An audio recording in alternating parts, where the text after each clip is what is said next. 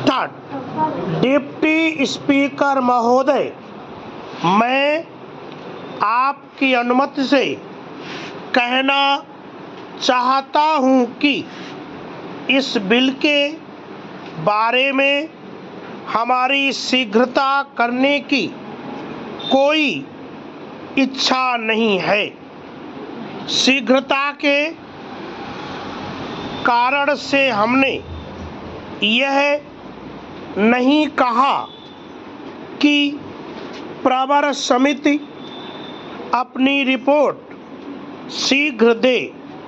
मैं स्वयं यह नहीं समझ पाता कि ऐसे सरल से बिल के लिए भले ही यह कितना ही महत्वपूर्ण हो, अधिक लंबा खींचने से हमें इस पर अधिक विचार करने का मौका मिल सकता है।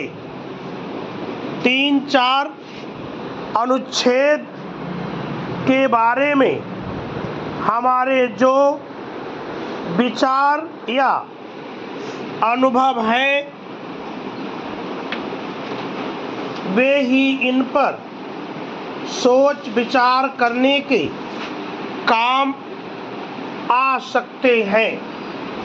और अगर हम इस काम के लिए कुछ दिनों को बढ़ाकर कुछ सप्ताह का समय दें तो भी इस पर और अधिक एकाग्रता से विचार नहीं किया जा सकता।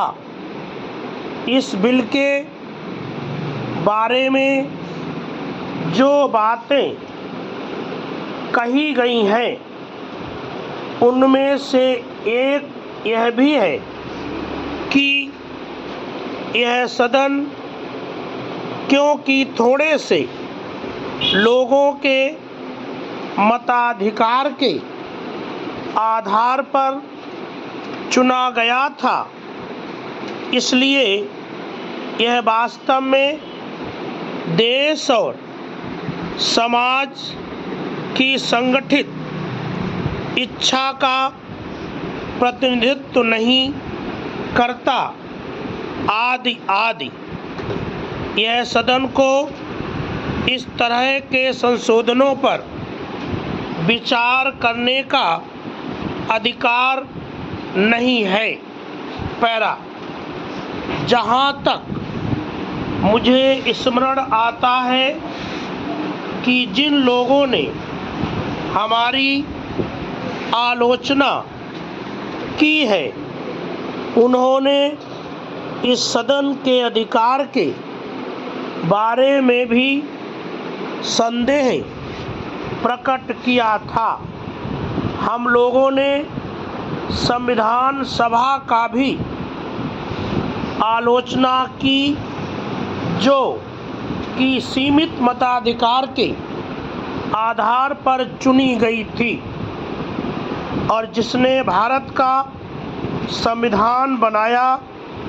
वह संविधान सभा अब इतिहास की चीज हो चुकी है, वह अब नहीं है। और हम लोग जो यहाँ बैठे हैं या लगभग सब लोग अभी उसी परंपरा में चल रहे हैं या उस कड़ी को जोड़े हुए हैं। वास्तव में अंत में हम लोग ही तो थे जो संविधान सभा में थे और जिन्होंने संविधान बनाया।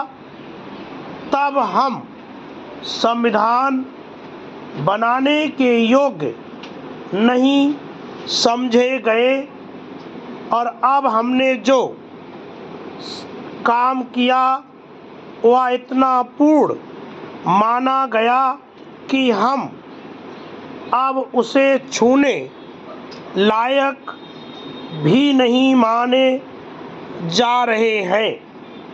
यह एक विचित्र सा तर्क है।